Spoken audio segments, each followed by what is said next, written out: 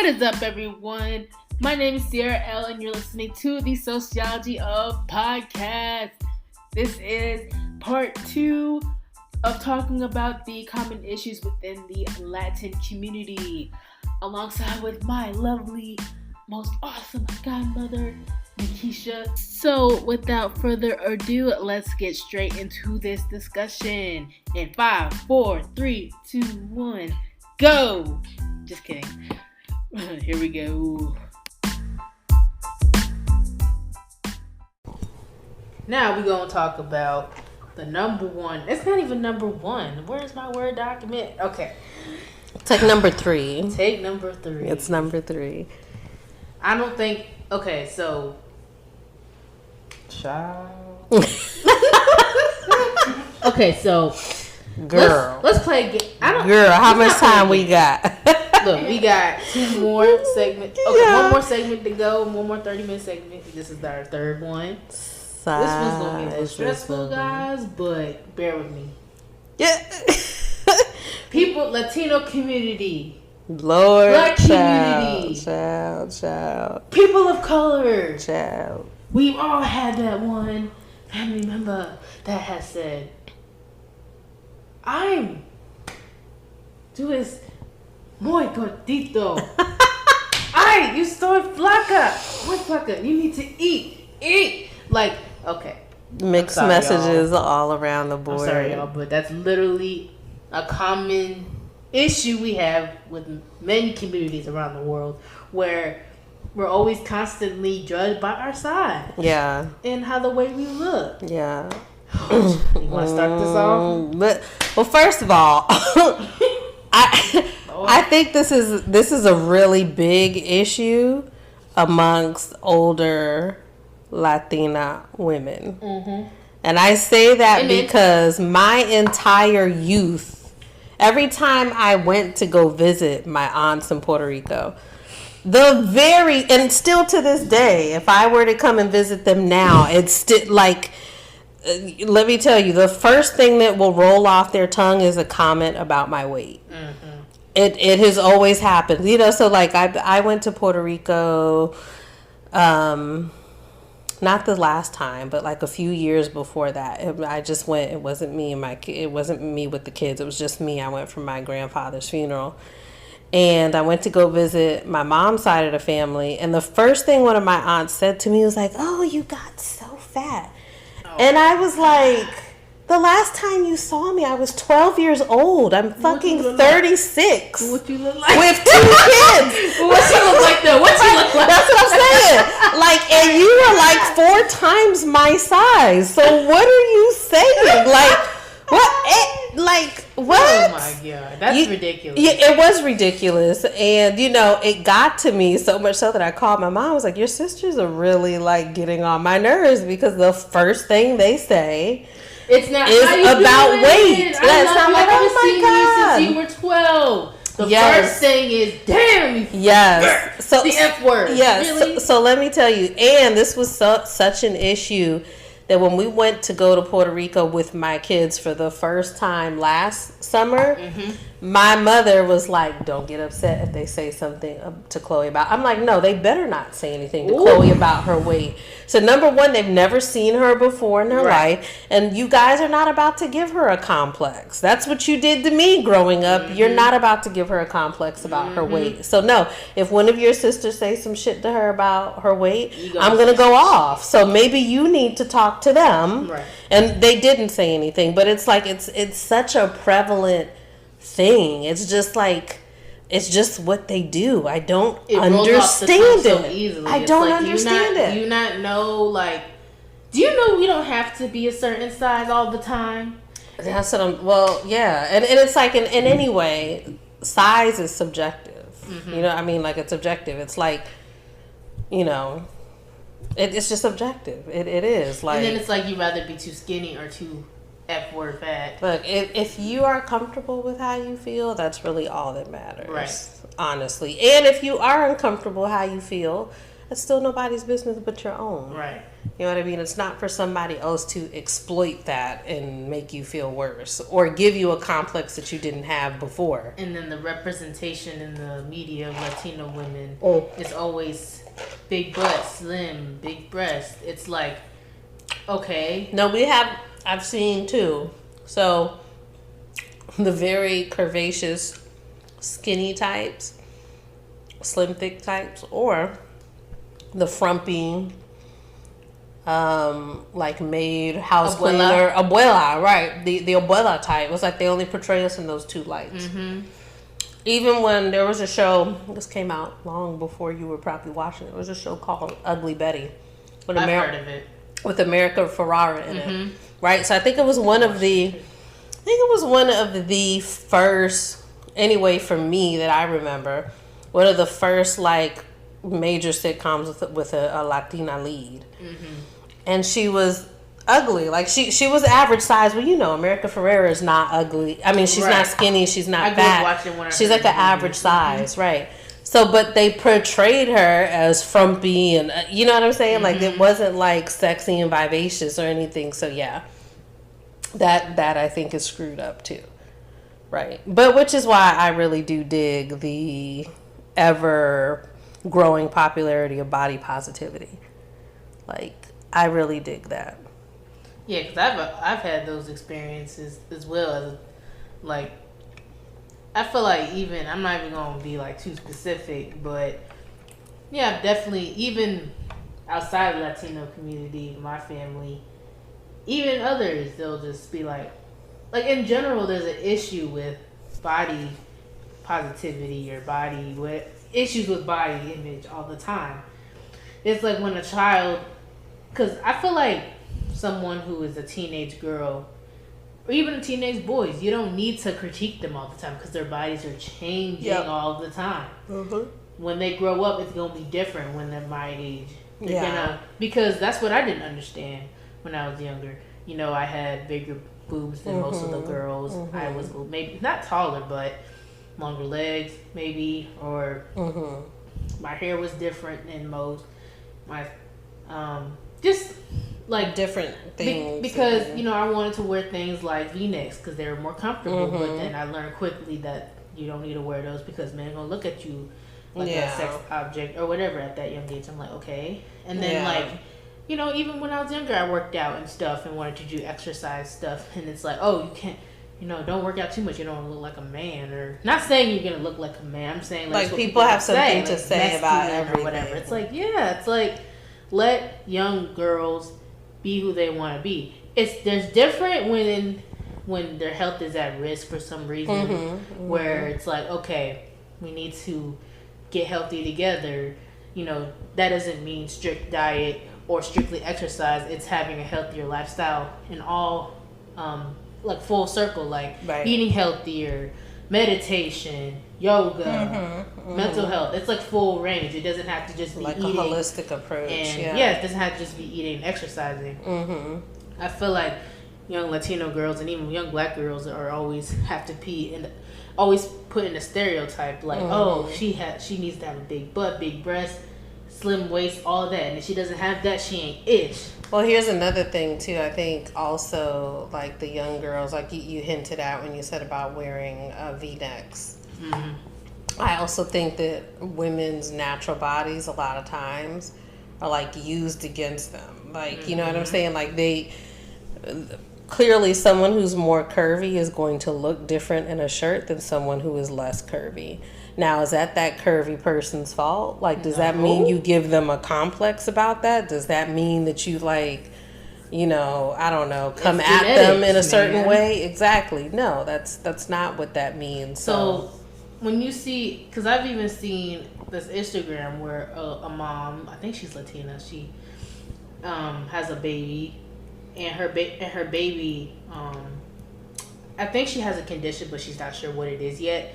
But her baby, I don't want to say it's overweight, but everybody thinks she is overweight. She's 1 year old, but she's really chubby. Yes.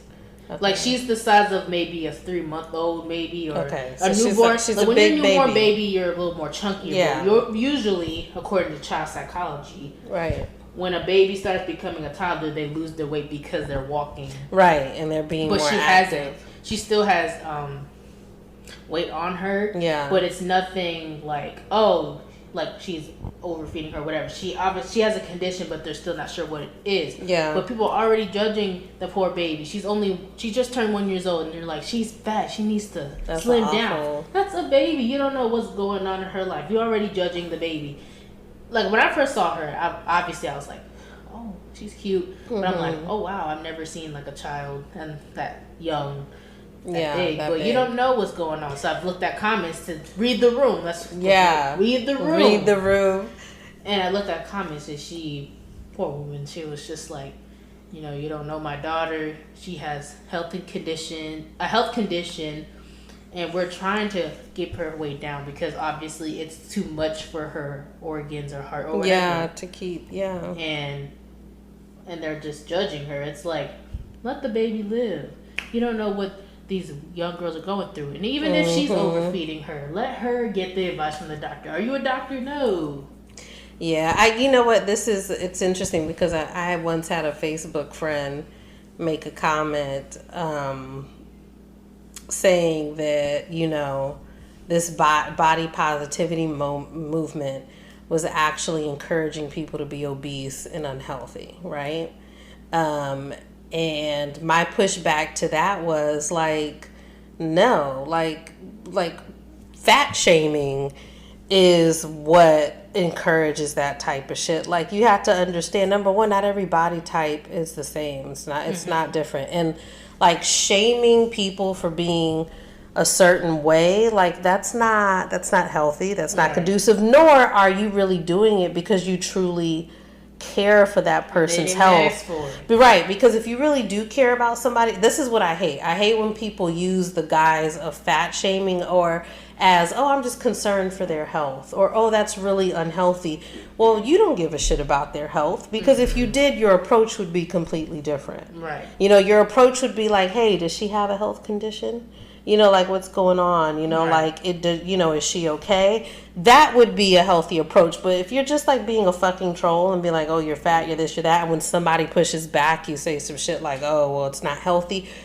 You don't give a fuck about health. Right. That's not why you're doing it. So don't put that guise out there. So body positivity is not encouraging fucking. That's not what encourages. It's trying to stop negativity that we've had all these years of women. It's just letting them do whatever they want. Why force a world to be healthier? Not even healthier. Just stop forcing a certain European standards of beauty on everyone. Everyone doesn't need to fall on the same aesthetic. You get it. You want everybody to be this size, this size, this size.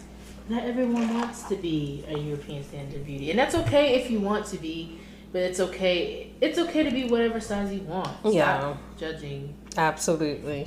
But more specifically, what we're talking about, at least leave children out of this. At least, because they don't deserve to be bullied by adults. Because that's basically bullying, almost, in a certain way. Telling a child, you're big, you need to lose weight, and they're not even. They shouldn't even be thinking about that. Yeah. Or not even at risk for a health condition or anything for them to even lose weight. Yeah, I agree. I absolutely agree. Plus, it's like not everybody is like I'm always gonna bring it back to everybody is not meant to be a size 4 and healthy. I mean, not healthy. I mean, fit. Not everyone is supposed to be, looking like a fitness model. And that's just not everybody. There's nothing wrong, because I bet you I'm probably the one that's probably hypocritical about this. But if you want to change yourself or positive of yourself, then that's fine too. Like exercising or getting work done. But don't use that. Like, don't steal that. See, because what's messed up is a person can make fun of those people for those speeches, but they want it so bad they get it. It's like, what happened? You made fun of me for this. Now you want it. Now you want to gain weight. Now you want an ass. Now you want a breast. but you were making fun of A, B, C, and D for being overweight and all this stuff. But now, I want to gain weight. Oh, now I want to get smaller. You making fun of someone who is slimmer than you. Oh, she's too skinny. She needs to eat. But then now you want to be like that. Why? Like, that's messed up. That's literally the definition of what you said. It's messed up. It's in all spectrums. Like, we need to stop judging other people's bodies. We need to uplift each other. Absolutely. And then tell the truth if, okay, they wear a dress that's a little too tight. It's okay to tell the truth. Just don't say it in a way that's derogatory. Oh, you look like a T-H-O-T thought. Yeah, you know what? Like, the older I get, the more that whole tough love thing just doesn't jive with me. Like, it doesn't make any sense. Because if you really love someone and you're really concerned about something, or you really feel like, you know what, I need to tell them that this doesn't look good, or, you know, that they're not their best when they do this or whatever, then you say it with love. Right. And you say it in a kind way. Respect. Right. Like, you're not going to be like, oh my God, you look horrible in this, or this is disgusting, and that's. No, you don't. Because if you don't want somebody to tell you that to hurt your feelings, why do it to other people? Yeah, it's whack. It is It's whack. W-A-C-K. Whack. I don't know why I spelled that out. But yeah, I've through my years of sociology, which I say again because I'm graduating and I'm able to say I'm a scholar almost. Woo, babe. I've done like little research here and there, seen research that's been given to me by my teachers, and one of the biggest common issues within the Latinx community is body image. A lot of young girls, deal with eating disorders because of being scrutinized by their family, friends, or anybody in the school, and it's terrible. I saw that was one of the common issues, and I just thought of it while typing this little pamphlet. Teddy, shut up. I think he agrees. Oh God. But yeah, I've had my not fair share, what's the word? I've definitely had times where I'm like, dang, am I pretty enough, or am I this size good enough? I understand young girls, teenage years, Latino people of color. I've been there before where I've questioned my standards of beauty from the European standards of beauty. Right. And I had to accept that this is who I am. I'm pretty with this hair texture, or I'm just saying examples actually too. Like, some girls might not like their skin tones either. They want to be skin bleach and all that. No, embrace your skin tone. It's melanin. You need to embrace it. Accept it's a beautiful skin for all that you are right now. Yeah, or I feel like that should just be important. Just embrace who you are. And if you want to work on yourself, that's good too. But don't do it to a point where you're killing yourself. Yeah. Or because you feel that's what somebody else wants, or like you have to do it for yourself. Or friends, like, I'm not hanging out with her because she got small titties. Yeah. You got small. Damn, that's cold. You don't want to hang out with somebody because they got small titties. That's really shallow.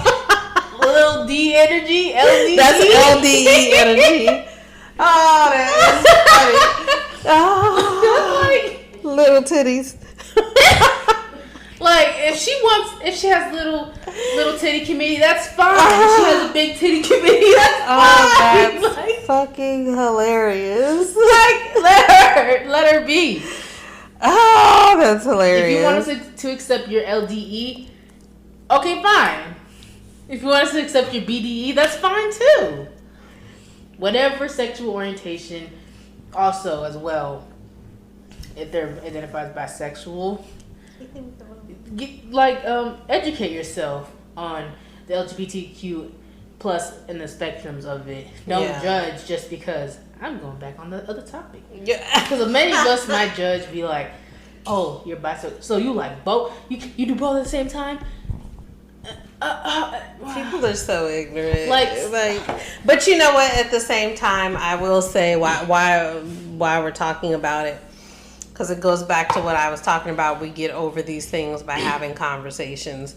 I do think that people should be, especially if you are a part of one of these marginalized groups, that maybe being more open to having these conversations and answering questions is a good idea. Not to say that we should like shift all of the labor of unlearning and relearning things, you know, for the sake of other people being less ignorant.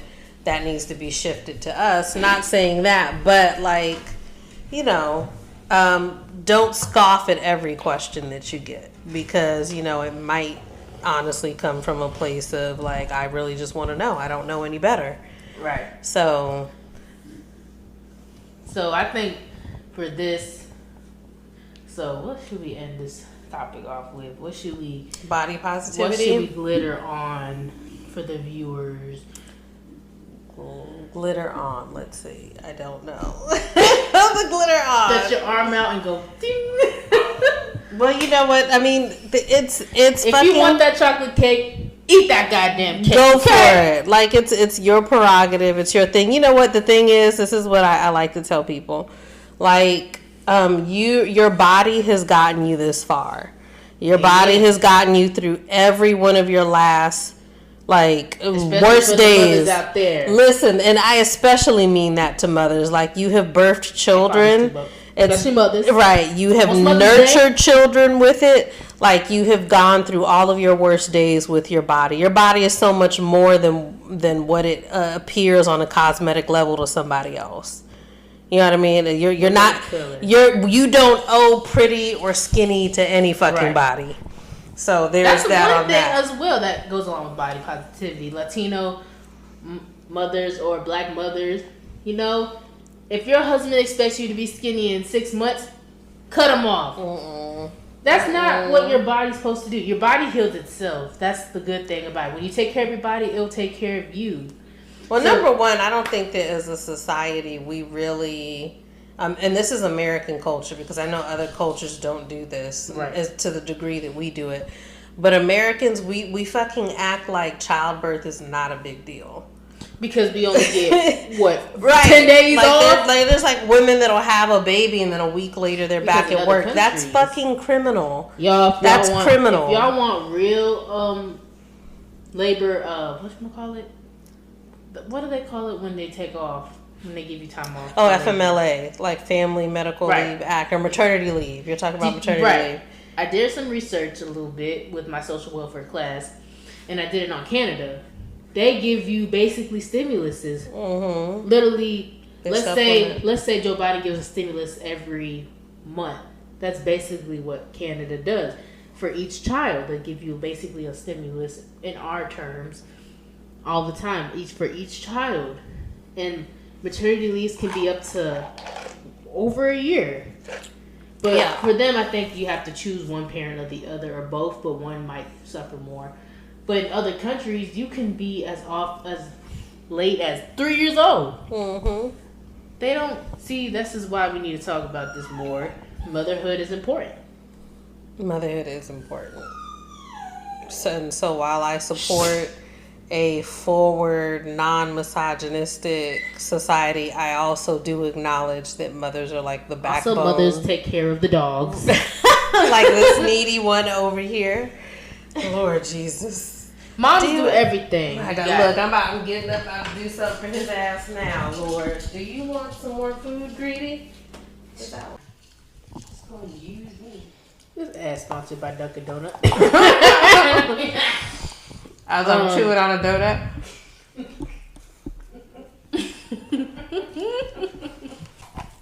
So to end this off, we need more representation of Latinos, all body types, and black women, black men, LGBTQ plus community representation. Wait a minute. Wait. We can't have this conversation without giving a shout out to Rihanna. Thank you, Rihanna. We love you. Because have you like all of her, like her latest Savage Fenty show, which I know has been months now since it came out, but like she always comes through with body positivity for everyone. Like, she's representing everybody. And I think that's dope. Super dope. I'm guilty of this. I do shop at Pink. But if there was a Savage X Fenty store, I would go to there too. But thanks to women like Rihanna, who is a fabulous woman, multiple businesswoman, paved way to many women, successful black woman, has her makeup line, music she needs to come out with. We're all waiting for her music. She was able to give plenty of shows representation of all body types, because even the I remember when Victoria's Secret, the guy who held it, was talking about how that the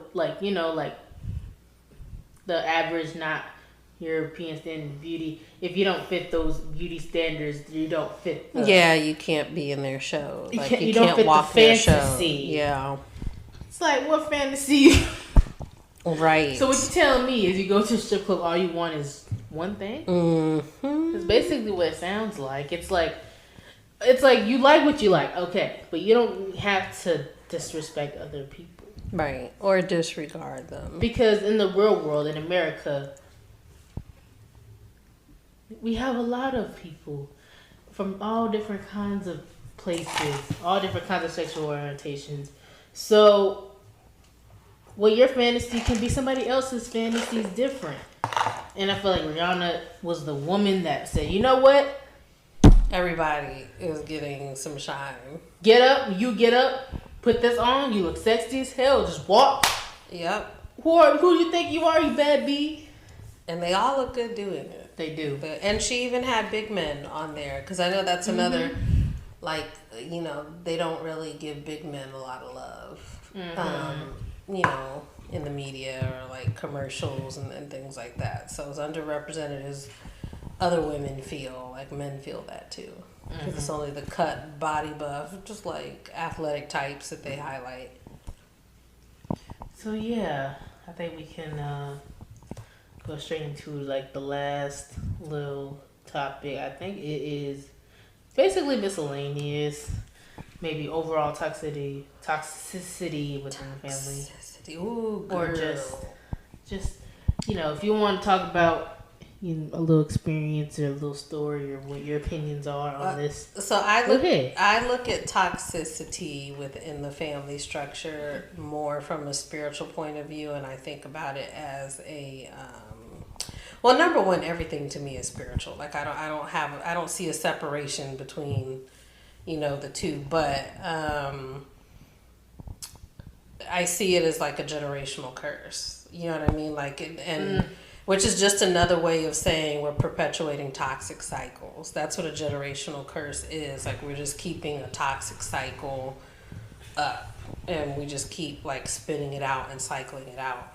So that's what I look at, you know, toxicity within family structures as. Ideally, though, if everyone gets on board with what we talked about, like 2 episodes ago, we were talking about healing.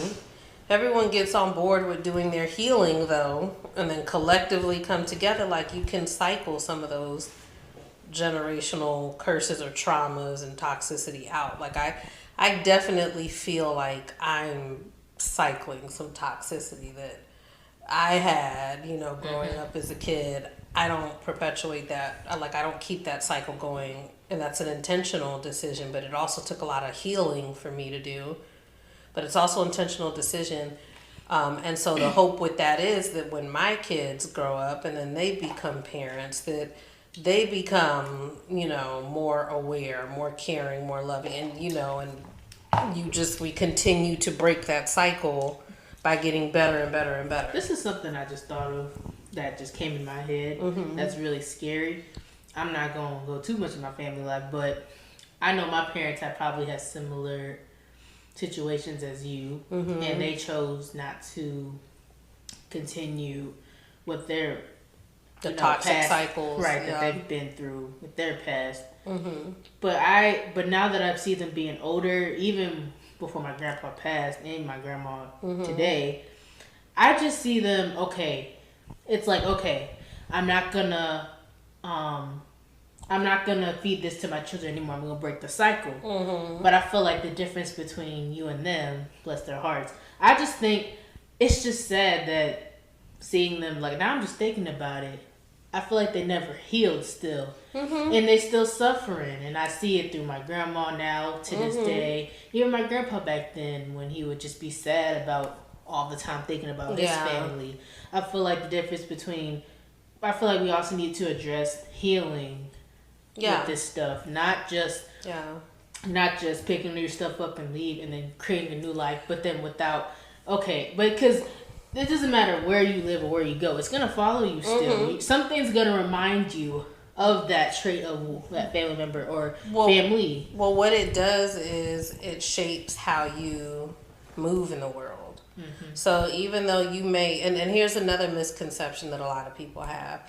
A lot of people think that time past equates to time healing. So just because you have carried something and you've learned to push it down further and further, and you're complacent basically with it, and you've carried it with you for so many years, that doesn't mean that you've healed from it. Right. And especially like your grandparents, my mother, like older generations, again, what was taught to them and what was passed down to them, it wasn't about caring as yourself or putting yourself first. Mm-hmm. Do you see what I'm saying? And this is a part of my, and I respect everyone's beliefs and I respect everyone's relationship with the divine creator. It is what it is. So, but this is one of my issues with organized religion, because I feel like organized religion sort of puts people in that trap, because it's this thing of teaching you that you have to look outside of yourself for the solution. Like, you can't help heal yourself. You can only get that outside. You know what I mean? But before you do, you got to make sure you're straight. You got to make sure you're tithing. Before you do, you got to make sure you don't curse. You got to make sure you're not having premarital sex. There are definitely gray areas with that. Right. But so I feel like, so for our generation, like our parents' generation and the grandparents and all of that, for them, their concept of how you dealt with hurt and pain is different. You know what I mean? Because they were taught you give it to God and you let it go. That's not healing. That's not healing. And that's deflection. That is, and they carry it with them. Taking your own spiritual walk. Exactly. Doing things to help fill your growth. Exactly. You're just like carrying it on with a you. Star and hoping it comes true. Right. There's work that you got to put in. There's work that you have to do. You're just carrying it with you, and that's what it happens. It's like they just learn to sort of push it down further.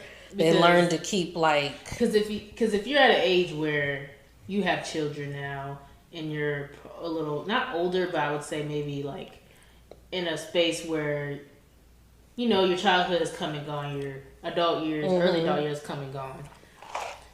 It's kind of scary because it's like now you can even still be in your 50s and 60s and still feel sad or depressed because of little things that you remember about your mother or little things you remember about why this is exactly why I don't talk to you anymore. This is exactly why I don't involve my sister. This is exactly why I didn't want to take care of you in the first place. This is exactly why I want to be with my family because you treat me like crap. Some of them feel obligated.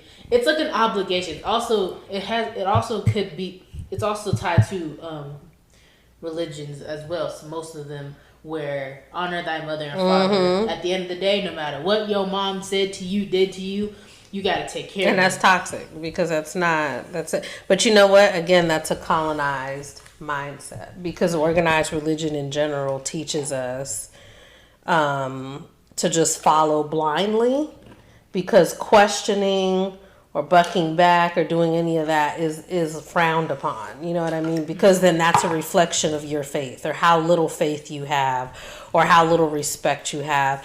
That's just not... that's just not how it works. So if we want to express faith through love, we need to give love, and that love will be received back. That's the main lesson that should be taught every day to our children. That's what faith is what it should be. it shouldn't be, torturing your children, making them believe that it's their fault that they're in this situation, or they don't deserve to be in these circumstances because you this that. It should just be love. Like, I don't, like, we need to stop feeding our children this stuff, or just letting it be just God. Yes, God is love.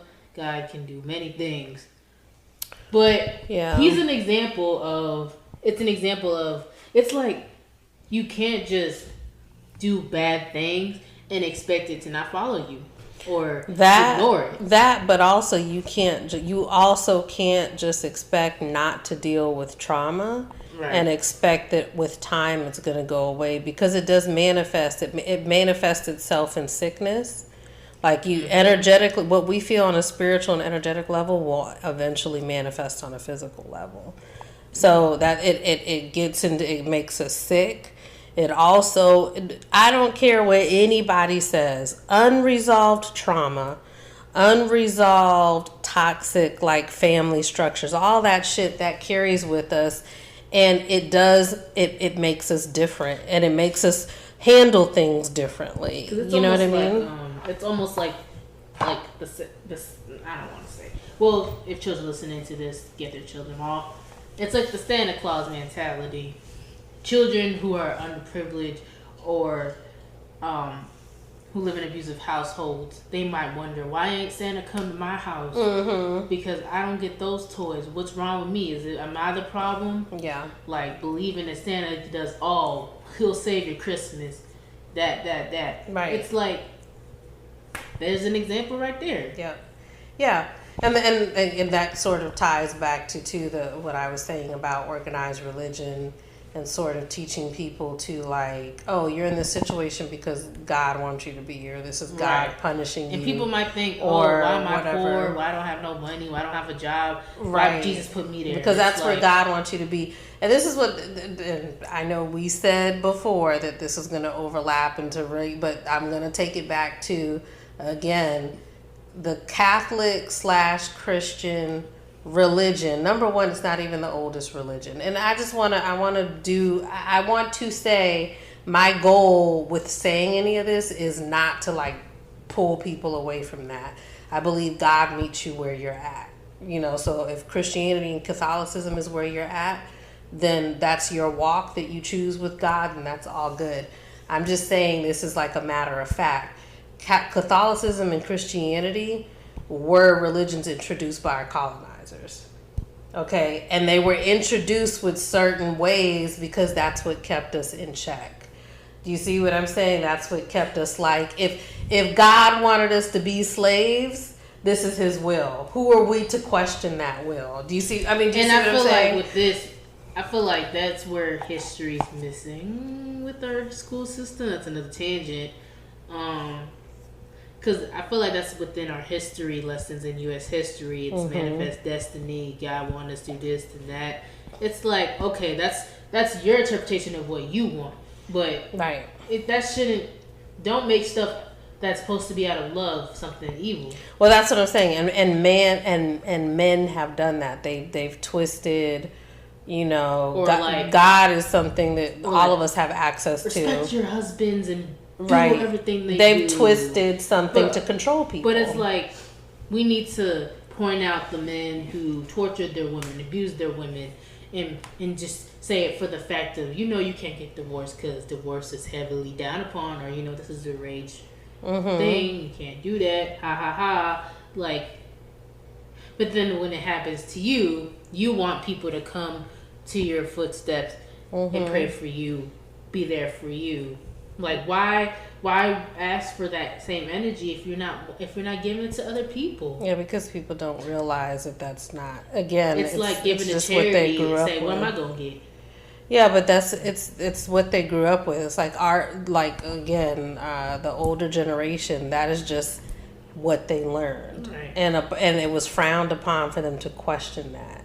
You know what I'm saying? So in not questioning it and just accepting it for what it is, that's how you get people like that. People that go with that double-edged sword. Yeah, it's okay to beat on your wife. It's okay to do this as long as I'm giving my tithes, as long as I don't curse, as long as I don't murder. I mean, do you see what I'm saying? Mm-hmm. Like, it doesn't make any sense when you really look into it.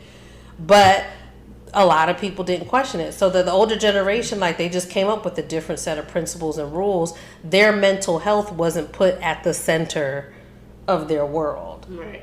Our generation and your generation is starting to change that. Mm-hmm. But older, I don't want to say that all hope is lost for them, but hopefully by watching what's going on with the younger generations, hopefully they're starting to put their mental health into focus. If you want a generation that follows, not follows, that's a trap word. If you want a generation to come after you, the number one thing to stop pushing them away is just start listening to them and understanding them. Like if you want children to like that's why people are falling off so quickly. It's because they always judge about every little thing. Make it open. I feel like that's how I am. Yeah, being non-judgmental is the best way to communicate with people. Like, it's hypocritical for me to say I can't be your friend. Let's say, for example, Billy Bob doesn't want to be friends with Jimmy because he identifies as gay. Mm-hmm. Because Jimmy identifies as gay. Right. Okay. And he has a strong Christian belief. Mm-hmm. Oh, I can't be your friend. That's wrong. Like, that's messed up, isn't it? Crap. I had a good example in my head. It left. I know I keep turning this into like my problem with religion, but this is another one of my problems, especially with the Christian and Catholic faith. Right. The faith. I said fake. That was a Freudian slip. My bad. I know what you mean. Faith. By those two faiths. My biggest issue with them is that so much of how they base their relationship with God is what they project onto other people. It's like me checking you is going to bring me closer to God. Me cutting you off is going to bring me close. Me telling you that you being gay is wrong is like, how is that helping your personal relationship with God? It's not. Look, I'm on a new spiritual journey, or it's not even new. It's evolving. It's evolving to where my relationship with God is me and Him. I don't need a community.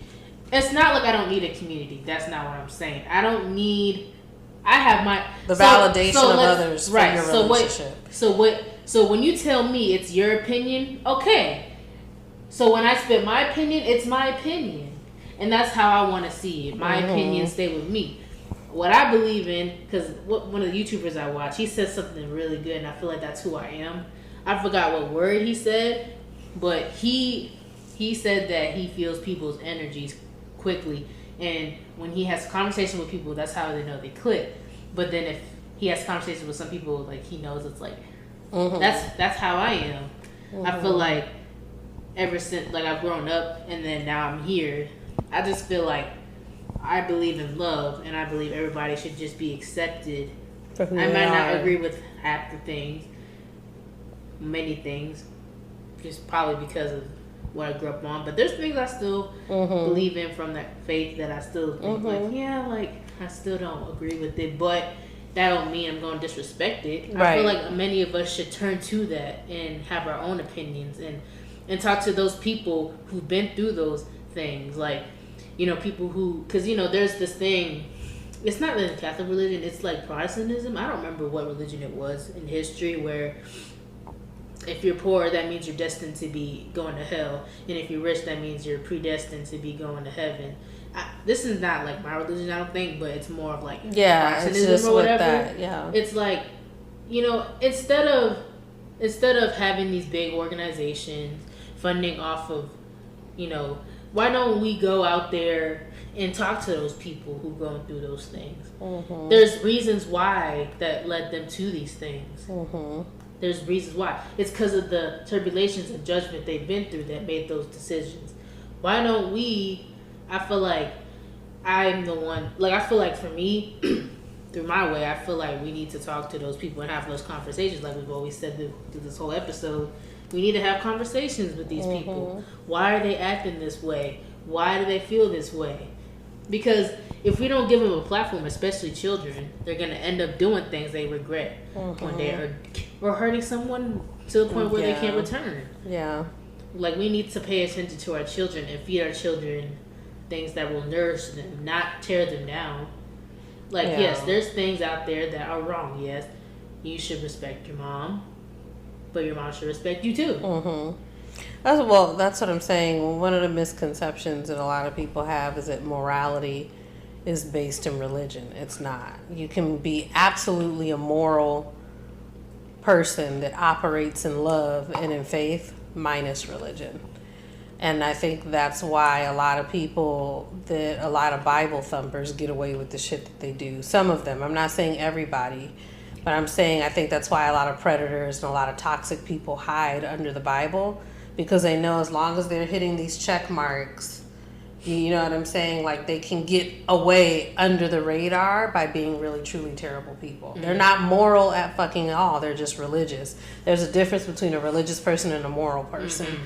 Like, there's a lot of people out there in general that may say, oh, like if you want to be someone who's spiritual or religious, be that, but don't do it and just do unreligious things. That's the problem I have that you could probably agree with. Well, you know what? Here's and that was my understanding.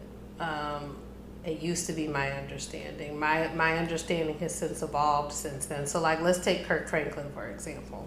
Oof. Yeah, right. So, my criticism of Kirk Franklin, because I had a lot to say about the situation. So, my criticism of Kirk Franklin wasn't necessarily that, oh, he's cursing and he's talking to his son like this and he says he's a Christian.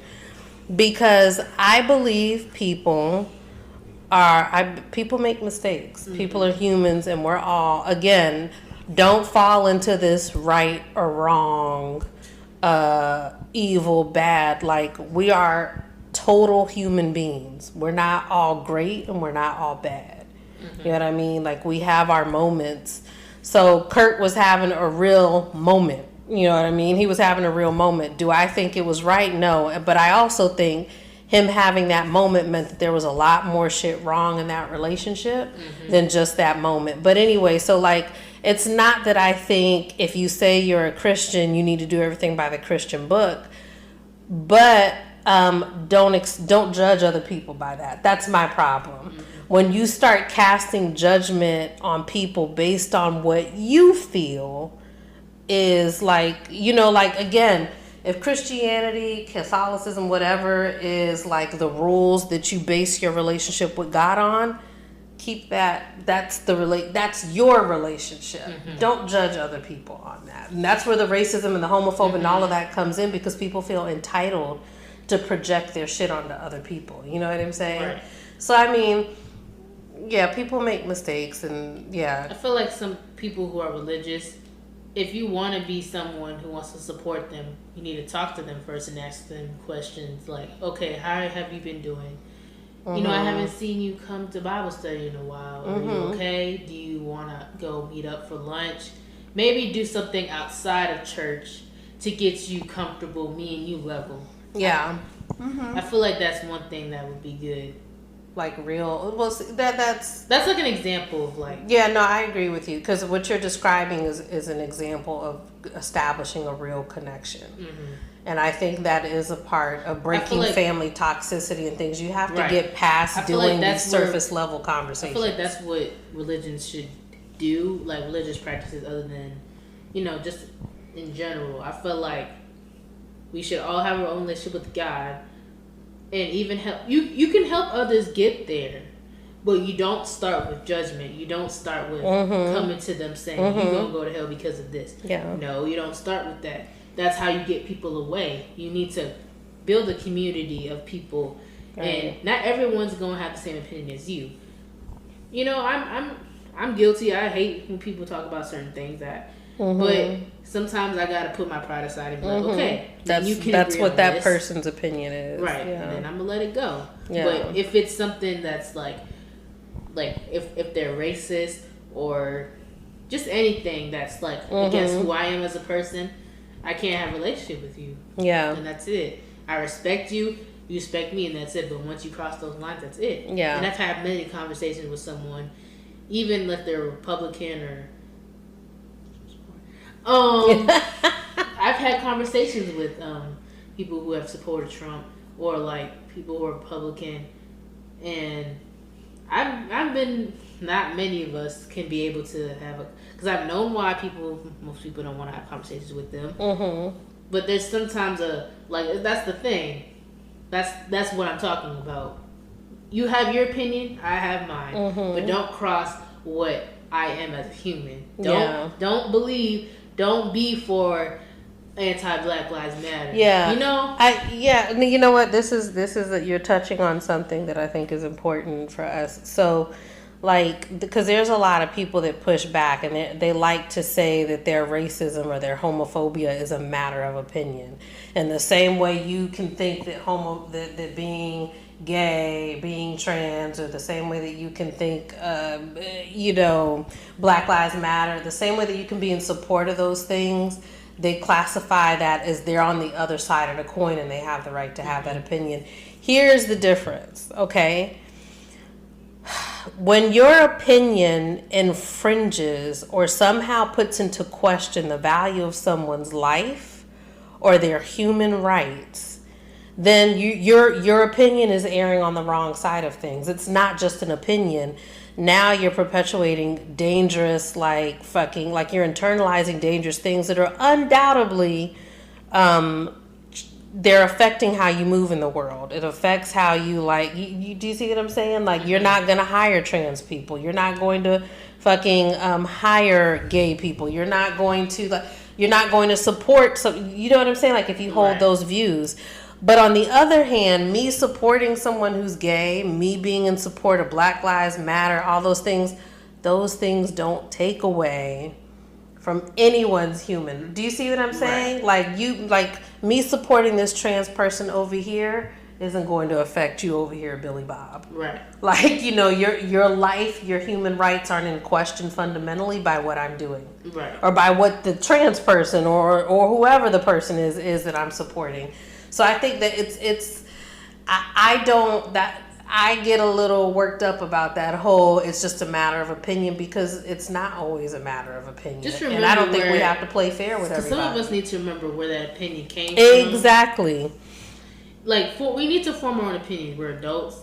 If you want to form your opinion because of your faith, that's fine. I've had opinions because of my faith. And there's opinions that I formed because of humanity. I care about humans. Come on. Like, it's okay. You have your opinion, you have mine. But don't disrespect that person. Because this is my thing. I'm going to, and not in this, but the religion talk part, like little thing. Yeah. So, if God is love, right? And God is supposed to forgive everyone. Jesus is all things. Right. I feel like if we respect someone such a high, why can't we be like them? And be like them to accept everyone just because.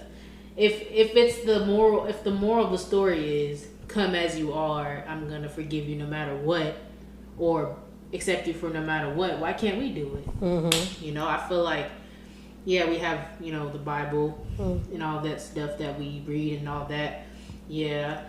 But like now we're in 2020.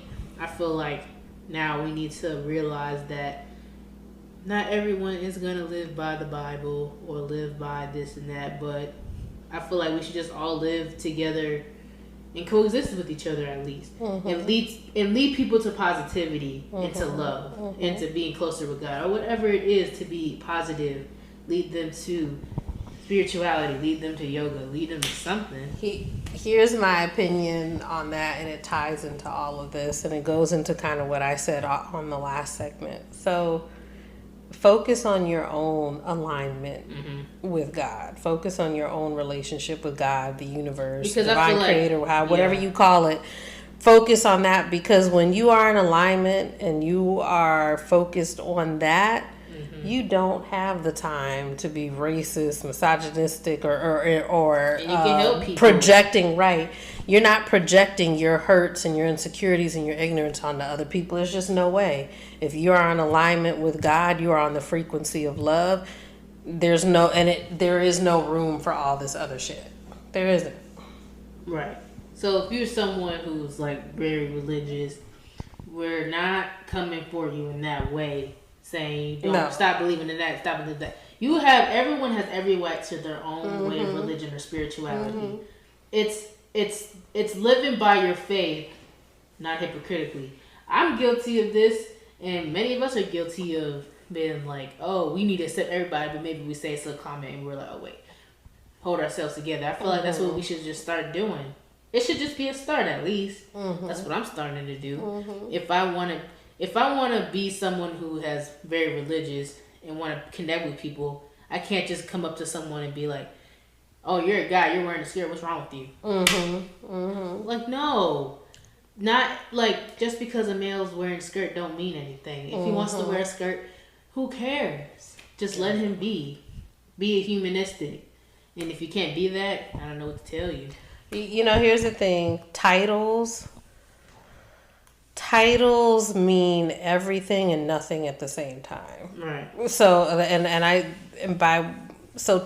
titles like gay or, trans or, cis, all of these titles, what they do is they offer context. They offer context to who we are fundamentally. So it allows us to introduce ourselves in the world as, hi, I'm Afro-Taino, I'm cis, I'm trans, I'm gay, I'm homophobic. I said homophobic, but I didn't mean that. What I mean is all of these titles, however you introduce yourself in the world, it's a way to provide context for people so that you're not giving them this huge backstory every time you meet someone new, right? But at the same time, when you strip all that shit down, we're all human beings and we're all connected in that way. And I think that's what we need to get back to understanding. Like, so the titles serve a purpose, but it's more about giving context for who we are to people when we're walking into a situation, not necessarily to have our whole lives defined by them. That's how I look at it anyway. Yeah.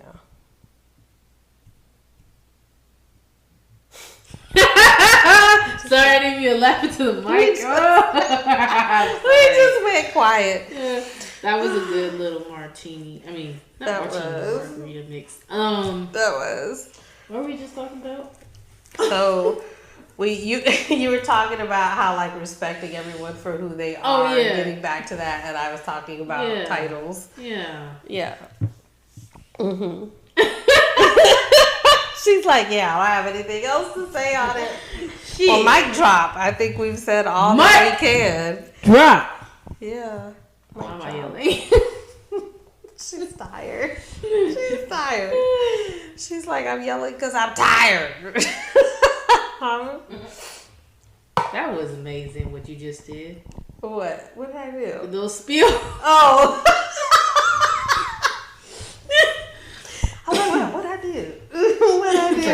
What did I do? I'm just sitting here minding my business.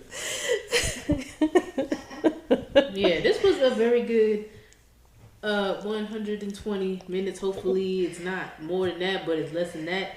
Because Anchor only let me do 120. Well, you'll figure it out. That was the best episode I've done. Yeah. This is like my favorite one so far. But this is only your third one. I know. Like, this is my favorite one of all time. Who knows if it's gonna get better than this? Not saying it's not. It will get better. It's only up from here, kid. Child. And then I'm graduating soon, so that gives me more time to do this. Yay. That's pretty exciting. Party. Exciting. Hey. So this is what we do it out. We sing it. This is what we do it out. I'm beatboxing. Well, why are you laughing at me? I'm trying to give you a beat. Okay, fine. Give me a beat and I'll end this off. Okay. Oh no, that was terrible. My beatbox Go was ahead. terrible. No, that's ahead. okay. That's okay. Just sing. Just freestyle. Sing. Do. Go ahead. You.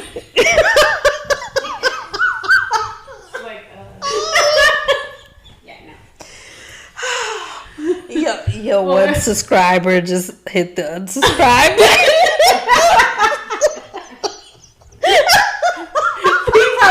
He probably taking off their headphones like, what the hell? What am I listening to now?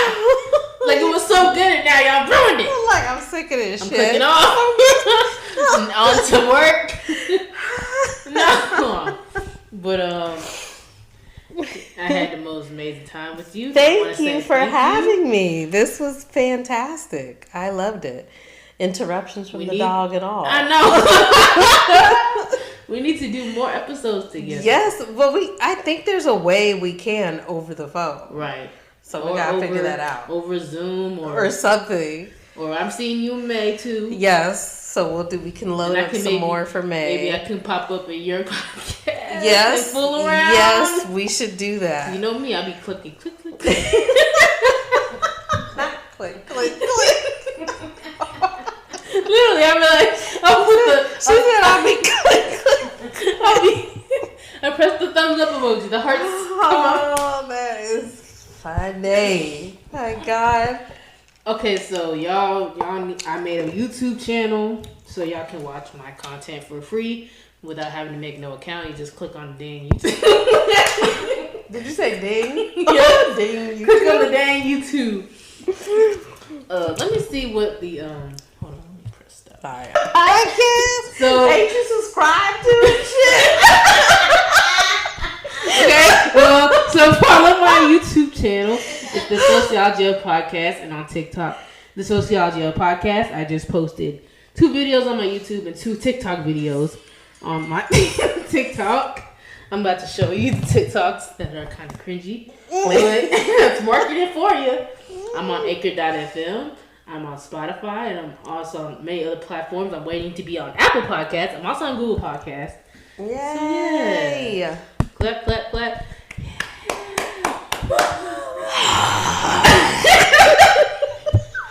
Okay. That's enough for tonight. See you on the next episode. Bye. Thank you. Take a